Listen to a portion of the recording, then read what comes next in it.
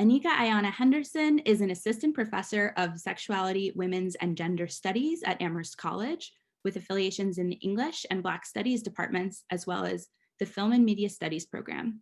Professor Henderson is the author of her new book, Veil and Vow, Marriage Matters in Contemporary African American Culture, published by the University of North Carolina Press.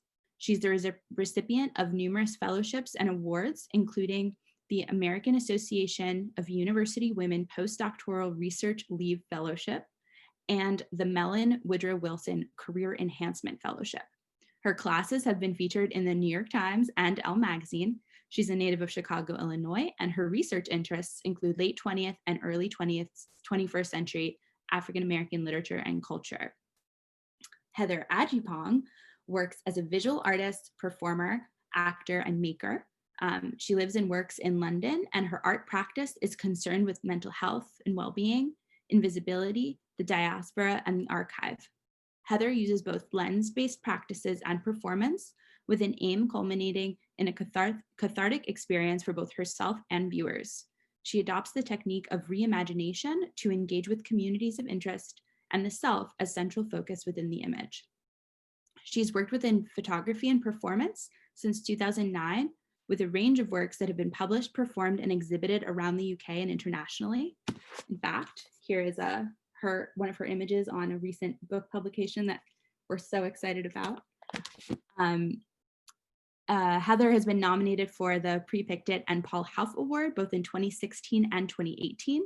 Her work is in a number of collections, including the Mead Art Museum and the New Orleans Museum of Art, the Hyman Collection, and Autograph ABP. She's been commissioned by organizations including the Mayor of London, PhotoWorks, Artichoke, and Tate Exchange. In her television, film, and theater work, she's drawn to challenging and compelling writing with an intrigue for unique voices. She's a former associate artist of Blacklit Theater Company, Talawa, and she continues to perform both nationally and internationally. She was nominated for South Bank Sky Arts Breakthrough Award in 2018 and was recently awarded the Firecracker Photographic Grant in 2020. So thank you, Heather and Anika. And without further ado, I'm going to turn it over to you both. Wonderful. Thank you so much, Danielle. That was a wonderful introduction. I'm so excited to have this opportunity to talk to Heather today. We are really excited to have your work at the Mead Art Museum. We've acquired 9 prints, 9 images. And so hopefully we can talk about that, but also talk about your other work, your forthcoming work. One of the things that stands out, right, in your bio is an emphasis on kind of mental health. So I want to start the actual conversation by asking, how are you doing in this moment? What a gorgeous question. Hi, everyone. Thank you for having me. Thank you, Anika. Oh, how am I doing? I'm doing all right, actually. Yeah. I think I'm accepting the wave that we're on. So I'm just kind of riding it. That whole kind of feeling of loss of control can feel quite disorientating, but I'm just kind of getting used to the lefts and the rights of it all. So I'm feeling okay. How are you doing, Anika? I'm doing okay today. So I have some warm or hot tea at this moment. I'm drinking that. And that's helping me feel a little bit better. But I'm doing well. I'm hanging in there. So one of the first things I just kind of want to mention or just get out in the open is we're in a very difficult time right now, right? We're experiencing a pandemic. We are in the midst of hyper-visible anti-Black violence and police brutality, not just in the United States, but across the world. And so, a lot of conversations in the context of art is we're thinking about how can art be a form of resistance, right? Or what's art's place in a moment like this, where there's so much going on, and people are trying to mobilize and come up with collective ways of resistance. So I wanted to hear from you as an artist, as a performer, and to just hear you talk about a little bit about how you see art in this very specific moment we're in right now. What do you see as its place, its function, How are you thinking about your own art practice? Gosh, that's a fantastic question. I've been pondering that for the last 7 months, if I'm honest, and feeling a level of powerlessness, if I'm brutally honest, initially, because I felt like, people are actually dying, and what can my practice actually do? But realizing when my recent project that was released, I think maybe 2 weeks before George Floyd was murdered. And then suddenly I had a whole bunch of attention onto my work. Mm, And the New York Times, like massive organizations would contact me about my work. And I kind of started to see kind of the soft power of using your voice. That might sound quite cliche, but actually feeling a level of responsibility and the power of me being absolutely truthful and authentic in that moment.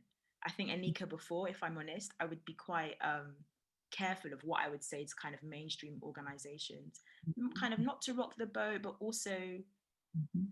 trying to kind of like stay in my lane, I guess. But when what happened, I felt that um, I don't know, there was kind of like a sense of kind of freedom and uh, there's a spotlight on me right now. So let me try to hold people accountable.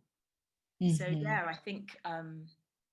I think visibility. I've always kind of shied away from it explicitly in terms of me being Heather, not an artist, but just be me using my voice. But that spotlight is a powerful tool, and I'm trying to kind of utilize it in that moment. And also, I think art can you can talk about quite complex things and have Yeah. this kind of visceral response to images.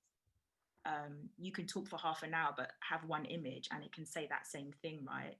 So that it sounds cliche, but kind of debate and conversation can really be utilized in the image. So just seeing how powerful that work speaks to people without needing words, you know. Mhm. Mhm. Yeah, absolutely. I mean, so can you link that, right? So this new kind of found feeling of responsibility, it can both be freeing and it can be heavy, Yeah. right? I wonder if you could talk about that feeling in relationship to the image that we have on the screen here. So it's called The Missing Chapter, Black Chronicles 2, and the importance of the archive. Ooh, okay. So this image was taken pretty early on in my practice, how it looks now in terms of me being using my body in kind of all of my images. Mhm. And I stumbled across this gallery called Autograph ABP, which looks at um, photography and film and artists who were talking about identity representation. And this project, The Missing Chapter, was looking at the Black presence in Britain in the 19th century. And growing up, I didn't know that existed. I thought Black people came to Britain in the 60s and there was no presence of them at all. We were Yeah. often taught about, actually, we often talk about kind of African American history, and Black British history just didn't exist in our curriculum. Mm. Um, so this exhibition was kind of showcasing the legacy of Black people in Britain, and it just arrested me because it made me think about how significant visibility is, and it kind of catalyst was the catalyst for my practice. So this was kind of the start of everything, and things around kind of erasure and loss and trace. This I think this people hadn't seen this archive for many years. It was kind of hidden in places. So that sort of discovery of legacy feels um, an act of resistance, but also an act of kind of like we are here, like a stamp of like significance and importance. And I think I felt quite lost before I kind of discovered this exhibition. I suddenly felt like there were people behind me as a Black British person. I've always tried to kind of default to kind of other parts of the diaspora, not actually my own. And this suddenly made me feel kind of seen and uh, Mm. like there was a power behind me. That's how I felt. That's wonderful. I mean, so what you're talking about, so I'm hearing a couple of different threads, and I want to bring those to the fore. You mentioned the kind of well, I mentioned the freedom and the heaviness that's associated with um, feeling responsible or feeling as though your art can be used as a political intervention in this moment. And it makes me think of the phrase of kind of laying one's body on the line. And something you just mentioned in your last comment is that you use your body in your artwork, right? You're both a performer, you're a photographer.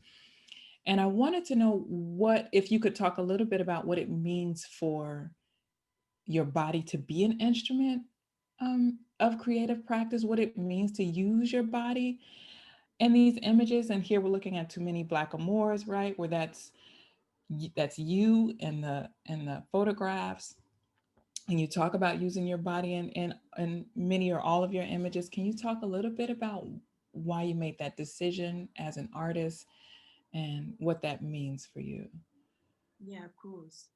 I think the whole reason I became a visual artist was to help myself. I needed help, right?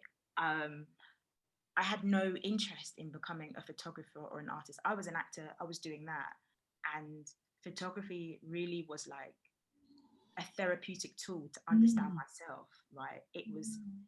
I was at university in a terrible place and I just bought a camera and I was like, I need to just take pictures. I had no idea why.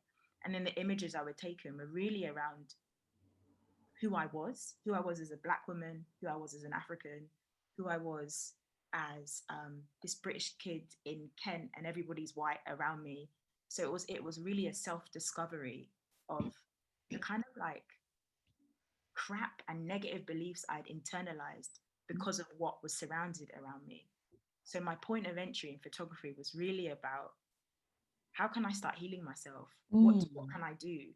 Wow. So all the work is like incredibly personal because it's not I never dreamed of like having my images shown around. That wasn't the reason I did it. It was like I need help. So Mm.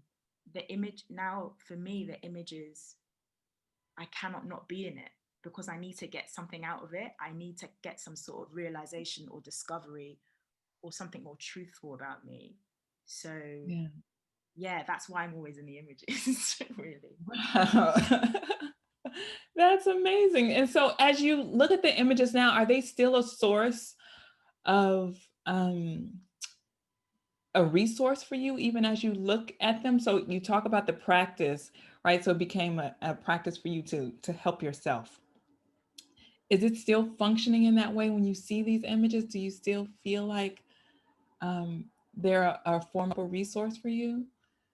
Absolute to the point, Anika. It doesn't look for me, it doesn't look like me. And remember my dad went to see the show and he was like, who is this? Like, so who is this? Your friend? And I was just like, Dad, it's me. Like, it's so it's Wow. uncanny now. It feels like a moment.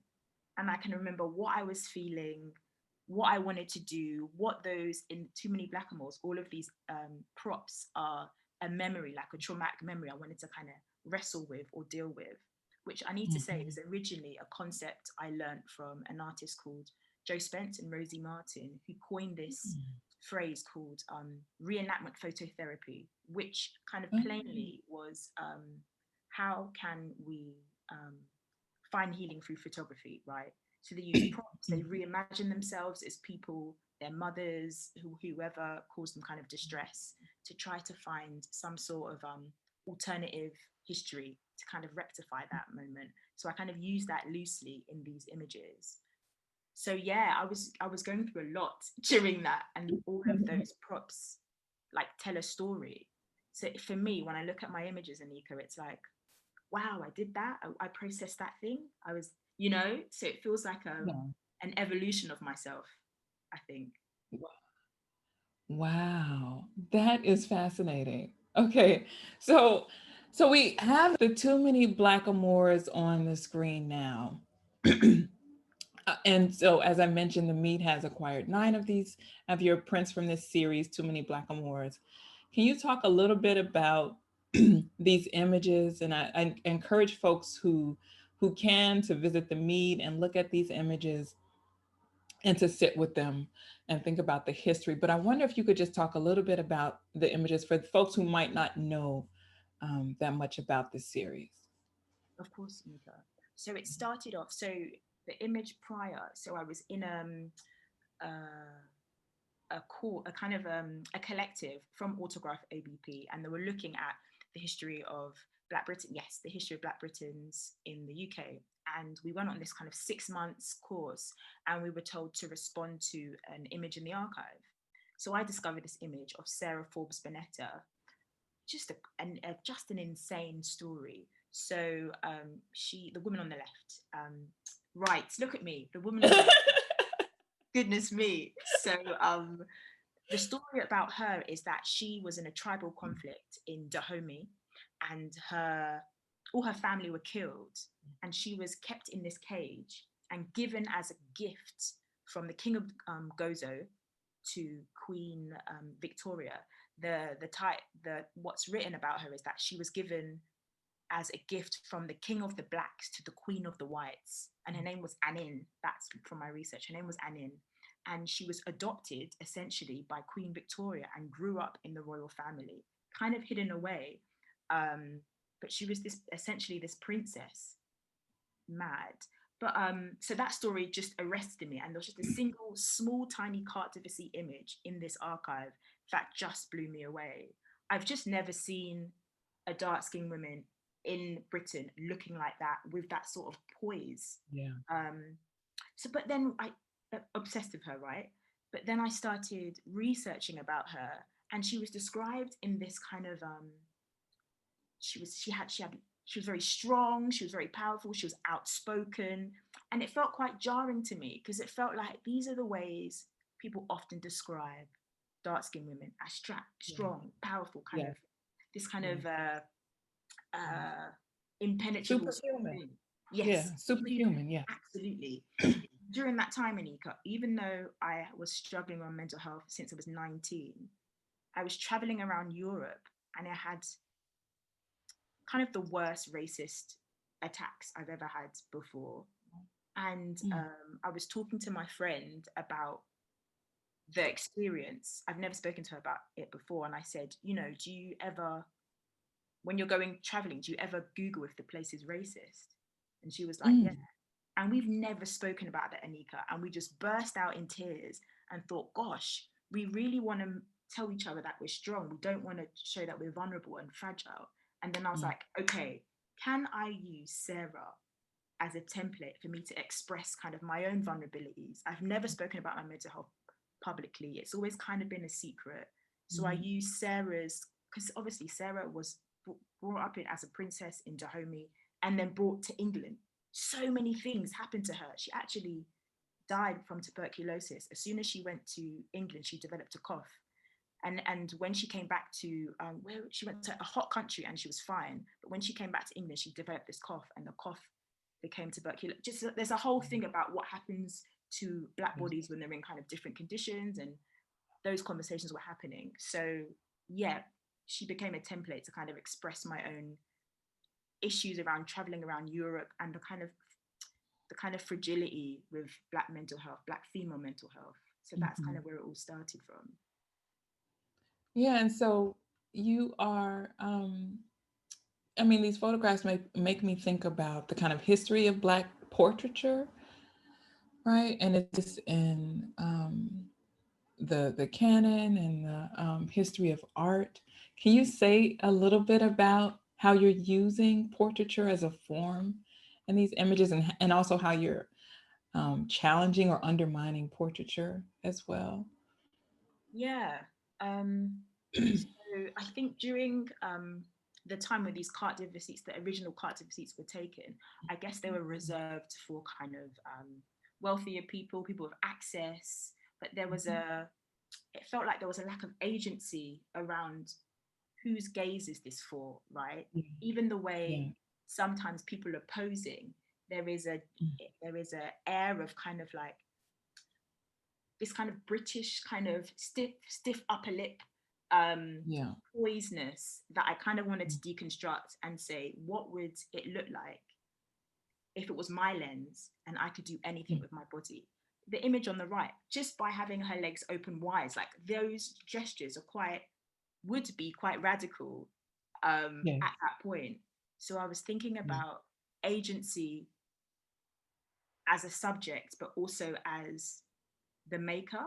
What does that look Mm. like? Because for me, Anika, growing up, it was, I felt like I had no agency. I felt the images Yeah. I was consuming as like a young girl were telling me to act in this certain way. I had no freedom of my expression. So I really wanted to Mhm. explore what that looked like if the reins were totally in my hands. Yeah. Yeah. Yeah. It's amazing. So you had to do quite a bit of research, right, to do this project, right? You had to go into the archives, and we've talked a little bit about the silences that are in the archives, right, around Black people, and how we have to reimagine archives or reimagine archival research, and what to make of those silences. Can you talk a little bit about how research plays into your artistic practice, how important it is, how you use it, um, yeah, its place in your practice. Oh goodness me. I can be quite obsessed actually. Bundles and bundles of research. I think it's because of, I think it's just come from growing up not having any access. I feel like I Mhm. just want to consume as much information as possible. But like you said, Anika, Yeah. there are so many silences. I think that's where the Yeah. reimagination idea comes from. What happens Right. when there are those silences? Do we just leave it and move on? No. What if we can insert ourselves in the narrative and kind of bring those stories to life, right? Mhm. The thing with the missing chapter was that so many things were buried, um, or labeled incorrectly, or there was a stunning image of Sarah, but it wasn't even named as Sarah. It was named as another name, which could easily be lost. I think people sometimes they just devalued images of black bodies, right? So Mhm. Mhm. they wouldn't Yes. categorize them correctly. So that's always been a difficult for me in my research. So often I tend to work with institutions who can have access to those collections, because often Mhm.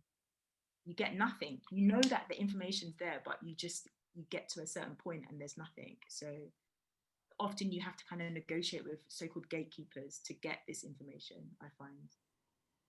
Yeah, absolutely. And what so one way that I try to um, fill those silences, at least in my own courses, is I'm linking print culture, novels, as alongside visual culture. Mm. And so, I have students think about images, your images, images on book covers, photographs, all kinds of images in relationship to fiction and also nonfiction, right? So critical essays as well. Mm. And you and I talked briefly about using Black women's literature and critical essays in your practice, right? In our practice. And one of the texts that came up was Bell Hook's 1994 book, Sisters of the Yam, Black Women in Self Recovery. Yeah. And so there's one quote I just want to read from that text, and just to get a sense of, how you think about this quote, because it was one of the texts that you draw from that inspired you, right? Mm. And so I just want to read a quote from the text, and then we can talk about its relationship to the work as a way to fill silences, as a way to amplify ideas and concepts. So she writes, quote, "No level of individual self-actualization alone can sustain the marginalized and oppressed. We must be linked to collective struggle, to communities of resistance that move us outward into the world." End quote. So that's from her 1994 book, Sisters of the Yam. So for folks out there who might not know it, I encourage you to pick it up and check it out. But I wonder if you could talk about how community, how collective action or collaboration for you as an artist helps move your practice forward out into the world, right? Because we have this image of the artist as a kind of isolated figure, a genius in the room, right? In an attic, perhaps, toiling away and not kind of being in conversation with other folks or doing collaboration. So can you talk a little bit about collective struggle, communities of resistance? Like how does collaboration play into your practice? Man, I think it's really everything. I think that I even see the archival images I use as collaborators. Mm. There is, maybe this is a cheeky thing to say, but I feel like sometimes with my generation there is a erasure of kind of people before them. It feels like everything is new, Yeah. right? Yeah. And all of these, all of our ideas or ways or practices feel like completely original without acknowledging like everybody before. So I've got kind of an obsession with Mm. collaborating with kind of older um, kind of Black British artists, seeking advice, seeking mentorship, Mhm. but also being quite specific in my experience to make it feel universal. I think before Anika, I felt like I had to talk about all Black women are doing this and all Black women are doing that, which sometimes could be the case. But I think Mm. sometimes when I'm specific in my experience, it feels more, for some reason, it feels more relatable.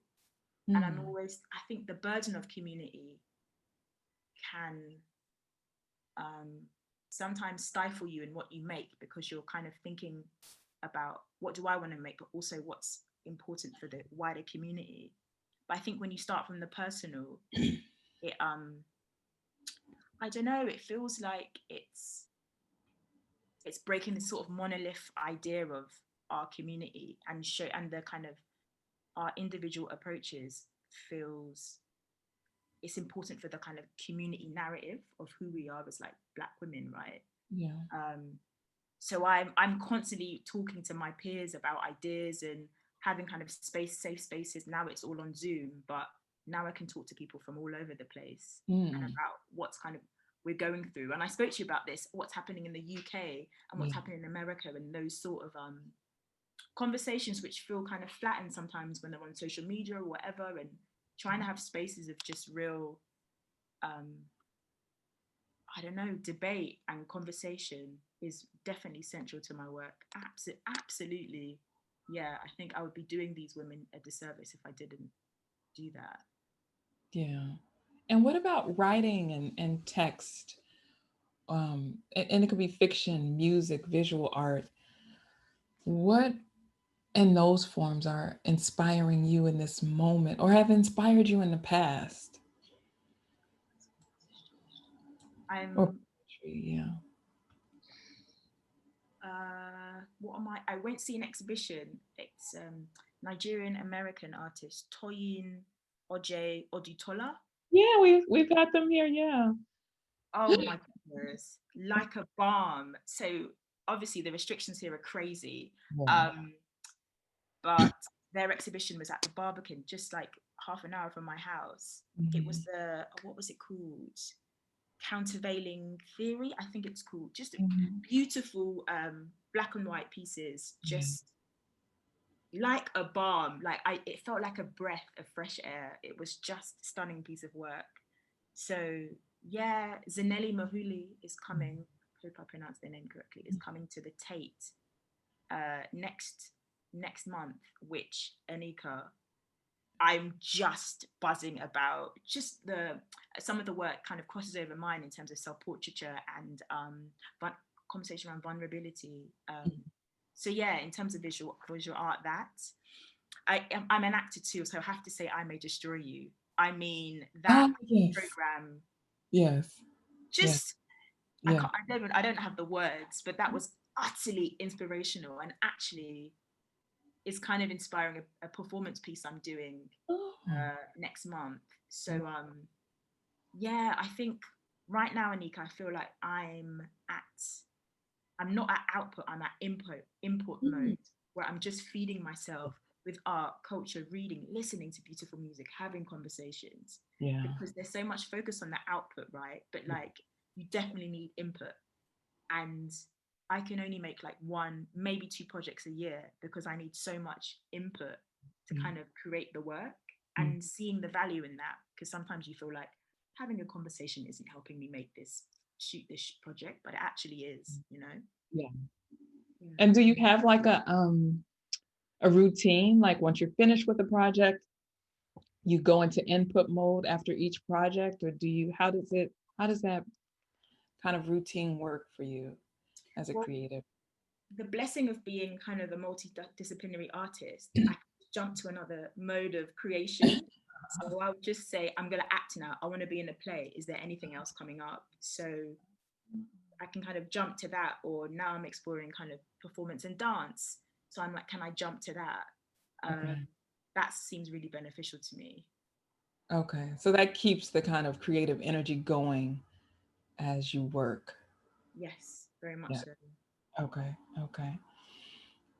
Can you talk to us a little bit about your forthcoming projects or things you're working on, things you're thinking about? You talked a little bit about it throughout our conversation, but I want folks to get a sense of, what to look for as you create for the future.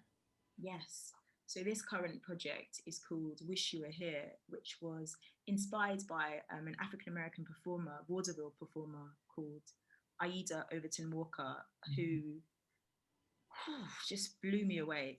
So a bit of background before. So this project was birthed from a time where I was struggling with really deep anxiety. All the work often starts with Yeah. something happening to me. And um, I discovered her because I found out about the word cakewalk like a year and a half ago. And cakewalk is a parody of um, African American enslaved people created a parody of white society. At the time, it was of slave masters, and then it became kind of white society. And that dance was kind of moved into kind of minstrel shows and became this kind of a bleak way of looking at blackness. Something people white society often laughed about or uh, ridiculed kind of black bodies on stage. But Aida kind of came in, got this dance and reimagined it with kind of elegance, grace, artistry. She was highly acclaimed for her skill and wanted to really like challenge this idea of kind of limited embodiments of blackness on stage. She was very outspoken about that. Like so I read this quote and I just thought this is who I need to kind of reimagine. So the quote is, unless we learn the lesson of self-appreciation and practice it, we shall spend our lives imitating other people and appreciating ourselves. She said that in 1901. Like what?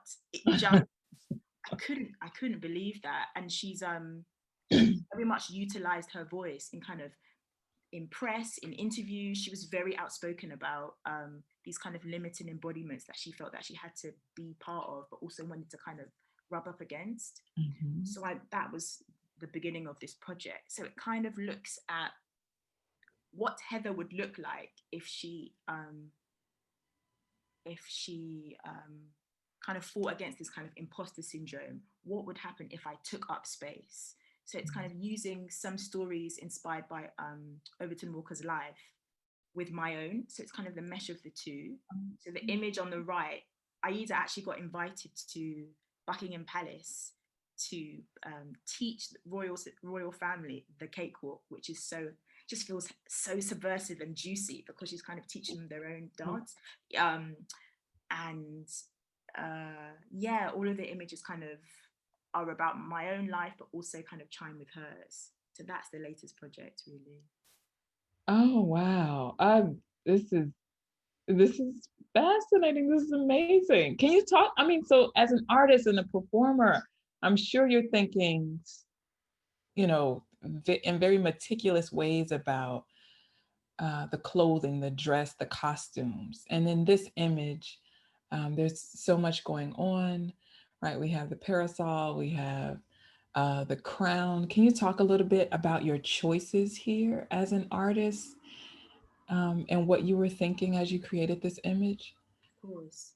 So a lot of in kind of 1901 to 1903, that was kind of the height of the cakewalk, Mhm. and uh, there were these postcards which were created of cakewalk dancers. some of them are beautiful, some of them are great, but a lot of them were grotesque and kind of just awful images, actually, really. So I wanted to kind of do this similar thing, which with Blackamoors, kind of create an agency, but also I wanted these cards, these kind of postcards, to be these kind of self-care postcards, these kind of empowering things people can kind of post to their friends or kind of uplift people, right? Um, so the first one's about kind of subversion, and I was thinking about, so the name of the piece is called Rob This England, and it's kind of this thing that British Black Twitter created. The phrase Rob This England basically means reparations now. That's what it means. So it felt like I was using this kind of esoteric coded language to kind of encourage my community without other people knowing what we were saying. Because I think when I entered museums growing up, I felt like people were using this kind of convoluted, verbose language, and I couldn't get access to what these images were saying. So how can I kind of use that same system to kind of empower my community? So a lot of it's kind of satirical. Her gesture is kind of like, well, hey, if you're expecting me to teach you a dance that I'm basically copying from you, then hey. So it was kind of this kind of taking back power, I guess. And it was a reference to the Buckingham Palace kind of meeting of teaching them the dance. Yeah. Wow. Wow. There's a lot going on And-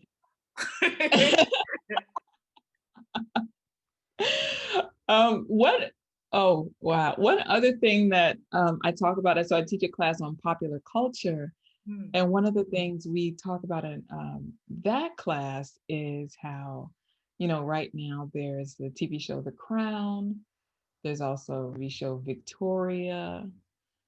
Are you paying attention to those shows? Because I mean, there's a way in which we can have a really interesting conversation about the relationship between these images and the kind of narrative that they are creating on those shows. Are you paying it? Do you pay it to popular culture? Are these things you're thinking about as you create these images? The Crown. I mean, this country is the UK is quite divided on that show. I don't know. I mean, popular culture in general, for sure. But with these images, maybe not so much. But I'm interested in what your question is, because it sounds really interesting. So yeah, could you Well, elaborate a bit? I could see how your images could be an intervention or overturning the kind of narrative at play in those shows, right? I mean, they're definitely showing some blemishes in neo-colonial ways of thinking about England, but also showing a lot of, like, look how great we are. Um, Look how we, helped people of color. There is also some of that, and so your images, too many blackamoors and Wish You Were Here, kind of intervene into that narrative and disrupt some of what's going on in those shows. Okay, that's a So great. that's what I'm thinking of. No, that's great. I think the British take on race or racism is very Houdini. Like, it's like we someone stole my watch, and I'm like, where's my watch? And everyone's like, what are you talking about? What watch? I don't understand what you mean. There's such a kind of shame around the empire that only now, for me, in my lifetime, in the last maybe 5 or 10 years, people are having honest conversations about empire. Like I said, Anika, I've never heard of that before. British people were doing great stuff. Abolition. I've never heard about any links with the kind of Middle Passage, Caribbean. That's all my own research. And like I said before, it was kind of like that happened in America. We weren't part of that. That was really the narrative growing up. So I definitely feel like I'm trying to right some sort of wrong, or just understanding that it's that thing about, like, our history is British history. Like, what's going on is not Black history. This is British history. The empire is part of the legacy of who Britain is, right? So I feel like that sort of, not resentment, but that frustration of that late discovery of that legacy, it feels like it's always feeding in my work. Definitely. Even the roles I take, like, I always Mm. feel like I'm trying to highlight something or combat something, right? So yeah, definitely. That's a really great observation. Yeah. Yeah, and you can see the way in which even Meghan Markle is disrupting the very clean, neat narrative about empire right now. So I'm thinking about all of those things kind of all together. So this, this has been wonderful, and so it's time. It looks like it's time for Q&A right now, and I'm sure that people have lots of amazing questions about your work, about your craft. So I guess we will open it up now. Is that right, Danielle? Yes, we can open up for questions, and folks should feel free to chat at me. I have Amherst staff in my name, or by now the chat should be activated. You should be able to type in if you have any questions that you'd like to ask.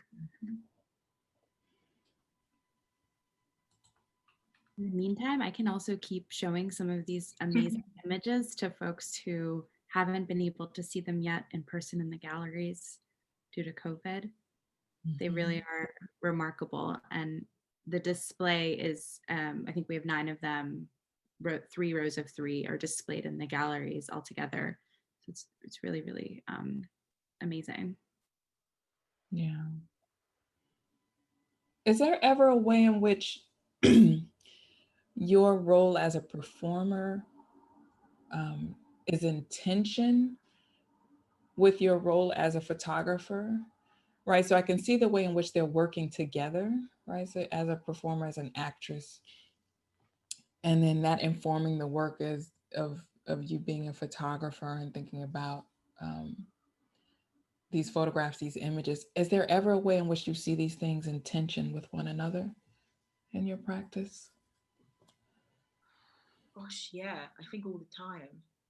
Mm, I'll do like a bunch of research for like 7 months, and the research will consist of obviously looking at the archive, but yeah, also what's happening with me. What do I want to say? Do you know what I yeah. mean? What do I want to discover?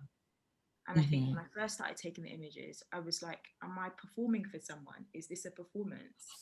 Um, Wow. so during these kind of sessions of taking the work, I'm talking, I'm talking at and my assistant, or I'm reading a diary entry. So it all has to be, it can't be an act, or Yeah. there's no point of me doing this. So Yeah. I remember in the image on the right, my Angela Dennis and Adelaide Bannerman, they were with me in the room. One woman, actually curator, and another photographer, and they were reading out my diary and saying things which happened to me at the time. For me to really conjure up something, I really wanted to Mm, experience something, because during mm, those times of those kind of racist attacks which are were happening to me, I could never respond. It would happen and I'd be in shock, and I'd say, I wish I said this, I wish I did this thing. And in yeah. that moment on the right, it felt like the image was like, this is what I would have done if I could have said this to their face. This is how I would have stood. This is what, do you know what I mean? This is what I would have felt in my body. Wow. So now I found, to rectify myself not performing, which is very easy for me to do, I need Yeah. something. There has to be a real trigger or provocation, something I want to get Yeah. out of it. So that's kind of how I combat that. Wow. I never would have guessed that. Thank you for sharing that. Thank you all for attending this program, making time to join us on this Tuesday. I guess it's Tuesday afternoon. We really appreciate you making space for art and joining us. Heather and Anika, thank you both for such an insightful and marvelous conversation filled with great images and art. Heather, thank you for making this and sharing it with us. You know, it's rooted in really painful stuff, and you've just created wonderful, wonderful and inspiring work from it. And I know it's really inspiring for our students and our audiences to hear from you and to be able to experience your work even through Zoom. So thank you. No, I'm really grateful. Thank you for everyone who attended. It's great to be in a space with people and conversate about this. So thank you. And Anika, it was just a joy. Thank you for having a chat with me.